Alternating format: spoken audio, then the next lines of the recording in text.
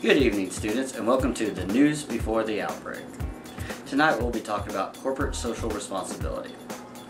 So let's just jump right in. A lot of big corporations rely heavily on globalization, and they do this because they can make our products faster and cheaper. But are they displaying corporate social responsibility when doing this? Let's find out. A recent New York Times report on the cruel working conditions inside Foxconn Technology and other Apple suppliers in China is getting a lot of attention. The report says employees assembling Apple products often, quote, labor in harsh conditions, work excessive overtime, in some cases 7 days a week, and live in crowded dorms. Some say they stand so long that their legs swell until they can hardly walk. Moreover, workers also face serious safety threats, sometimes deadly. 2 explosions caused by aluminum dust last year at 2 Foxconn plants killed 4 people and injured 77. 2 years ago, 137 workers were injured after they were ordered to switch from rubbing alcohol to a toxic chemical, anhexing, to clean iPhone screens. The company that makes iPhones and iPads for Apple admits it had underage workers in one of its factories. Here's ABC's Good Morning America. Foxconn says that it found children as young as 14 working at one of its Chinese factories. Now, after apologizing, the company sent them back to school. The independent, not-for-profit group China Labor Watch issued a statement saying it confirmed Foxconn employed student interns in the summer between ages of 14 and 16. A writer for Bloomberg says the underage interns add to labor issues during the past 3 years that include suicides, riots, and strikes at Foxconn's facilities in China, where the company employs more than 1 million workers. According to CNET, Foxconn was, quote, quick to shoulder the blame, saying, full responsibility of these violations rests with our company, and we have apologized to each of the students for our role in this action. China's legal working age is 16. And a growing number of these workers are either killing themselves or trying to, and Foxconn doesn't know why. We've never seen anything like this before, says Liu Kun, the company spokesman. Workers spend long hours on the assembly line, not only supplying parts for Apple, but also for tech giants Dell, Hewlett-Packard and Nokia, earning less than $300 US They a go month. to work, they work a solid shift, they come back to their dormitory, they sleep. It's a very dehumanizing place, and the workers are little more than the machines there. Employees live in dormitories 8 to a room, common for factories in China. Often roommates, though, will not know each other's names. Do you know these guys? Do you know their names? Do you know where they're from and all that kind of stuff? She arrived 3 days ago. I don't know her name, she says. There's no real sense of community there, and I think that is one of the significant factors behind this alarming number of suicides. The company has set up a hotline. How many suicides have you prevented in recent weeks here? Over the 1 month, 1 month, yeah. actually maybe over 30 affairs. 30.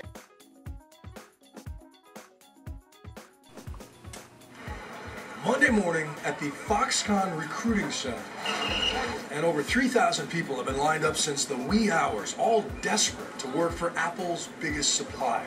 Why do you want to work here? I heard the work is hard here, says this 18-year-old, but I want to get some experience. I ask another if she's heard about the notorious suicides at Foxconn. Does that worry you? Does that scare you? I don't think it has very much to do with the company, she says. They wait in a patient mass, hoping to land a starting salary of the promised $1.78 an hour. Unless they work 47 overtime hours a month, the Chinese government will consider them too poor to withdraw any taxes. But to this crowd, that doesn't seem to matter. Desire trumps discipline. Stampede. And ignoring police whistles, they rush the gates. So this is home. And many of them will pay $17.50 a month to move into a dorm like this with 7 strangers. To get a sense of how this compares to their homes, we travel to a village outside the industrial town of Chengdu, where a single family might live in a room like this. Oh, that's your heat. Oh, I see. Though they have heard of Foxconn, they've never seen an iPad before. So this is what they make at Foxconn. It's called an iPad. And since the young people left to work in the factories, they say everything is better. So you eat better, you have better clothes, more to do? Yes, they say. Everything. Wow. Meanwhile, back in the Apple lines in Shenzhen, the Fair Labor Association audit continues. You know, people are really pushing this stuff out. Apple paid $250,000 to join this group, and Apple is paying for this audit, making critics worry about a conflict of interest. I'm Bill. Since Apple encouraged us to approach anyone on their lines, we did. What goes through your mind when you do the same thing all day like this? We met people on and off the factory complex. Did you move to here for this job? Or on and off the record. So if there was one thing that you could change about your job here, what would it be? But plenty of people like Zhang Ruhua had no problem telling me that the dorms are too crowded, and the trees block the sunshine, and the food prices are too high. We heard the kind of complaints you'd hear at any factory or college campus. And even though wages have doubled since the suicide nets went up, most everyone complained about low pay. But in China, other than complaining, there's very little they can do about it. Right now, American-style unions don't exist here, but Louis Wu admits in the next few years they could take hold, and that would be major news. Because when 150 non-Apple Foxconn workers had demands in January, they went up to a factory roof and threatened to jump. What happened? Well, I think first of all, it's not because of pay. It's part of the negotiation process. But I'm very happy that everything was resolved. A sobering kind of collective bargaining right there. Yes, absolutely. If Apple came to you and said, out of the goodness of our heart, because we're doing so well, we want to pay everyone who touches an iPad double. Could you do that? Why not? That would be good for the employees, right? And also definitely good for China. And definitely good for us, because we will have more stable workers who would love to work for our company, because they will get paid a lot more than anyone else. So after Bill's update, we can see that the conditions at Foxconn have improved.